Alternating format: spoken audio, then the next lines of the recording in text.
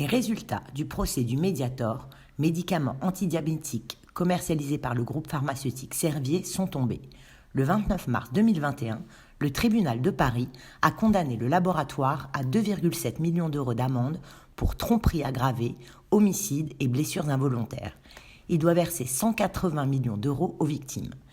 Historique, cette condamnation intervient au terme de plus de 9 mois d'audience. Une décision, à l'image de cette affaire, énorme. Un jugement compte ainsi plus de 2000 pages et condamne le fabricant de ce produit pharmaceutique dangereux à indemniser des centaines de victimes. Petit rappel des faits. Pendant 33 ans, de 1976 à 2009, le Mediator a bénéficié d'une autorisation de mise sur le marché en France. Ce médicament est alors autorisé chez les personnes en surpoids atteintes de diabète de type 2. Toutefois, ce traitement a surtout été détourné et prescrit comme coupe-faim à 5 millions de personnes, dans un but minceur donc, et à des patients qui n'étaient pas diabétiques. Il aurait entraîné le décès de 1000 à 2000 personnes en France à cause de son risque augmenté de troubles cardiaques. Alors que faut-il retenir de cette affaire sanitaire et d'où vient le scandale ?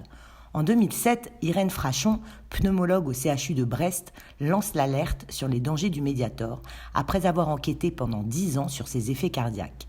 2 ans plus tard, le Mediator et ses génériques sont retirés de la vente en France.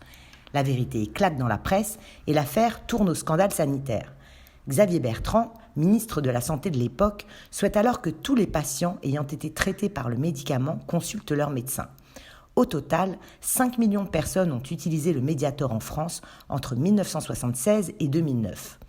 Le 16 janvier 2011, l'Inspection générale des affaires sociales rend son rapport au ministère de la Santé et conclut que le nombre de décès est estimé entre 500 à 2000 personnes. En août de la même année, une enquête s'ouvre à Paris pour tromperie aggravée, prise illégale d'intérêt, homicide et blessures involontaires et escroquerie.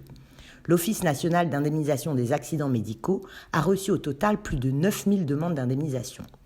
Lundi 29 mars 2021, soit 11 ans après la fin de la commercialisation du Mediator et plus de 517 heures d'audience, le tribunal de Paris a rendu son jugement et a donc condamné Servier à 2,7 millions d'euros d'amende. Malgré la connaissance qu'ils avaient des risques encourus depuis de très nombreuses années, la firme aurait privilégié ses intérêts financiers au détriment de la santé des consommateurs du médicament, a estimé le tribunal.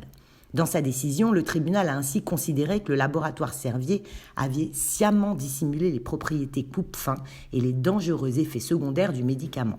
Ils n'ont jamais pris la mesure qui s'imposait, a ainsi déclaré la présidente du tribunal correctionnel. L'ex numéro 2 du groupe Servier a été condamné à 4 ans de prison avec sursis. Le groupe pharmaceutique a toutefois été relaxé du délit d'escroquerie. De son côté, l'agence du médicament a été condamnée à 300 000 euros d'amende et ne fera pas appel de cette décision, précise-t-elle. Les victimes, soulagées, espéraient cependant des peines plus fortes. C'est une première victoire, mais ce délibéré modéré ne va sans doute pas satisfaire l'ensemble des victimes. Les avocats de Servier, quant à eux, réservent leur décision sur un éventuel appel.